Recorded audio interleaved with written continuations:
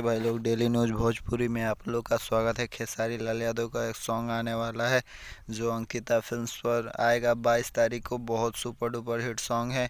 खेसारी लाल यादव ने इस सॉन्ग को गाया है और बहुत सुपर डुपर हिट होगा ये सॉन्ग, जिस सॉन्ग का नाम है मरद पियक्कड़, जो बहुत सुपर डुपर हिट होगा भाई लोग सॉन्ग ये।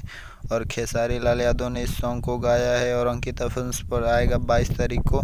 तो भाई लोग तैयार हो जाइए, होली का सीज़न अब ख़त्म हो चुका है और यहाँ पर लोकगीत का धमाका चालू हो चुका है। तो ये गाना कल भी रिलीज हुआ था और ये देखिए 22 तारीख को रिलीज होने वाला है अंकिता फिल्म्स पर।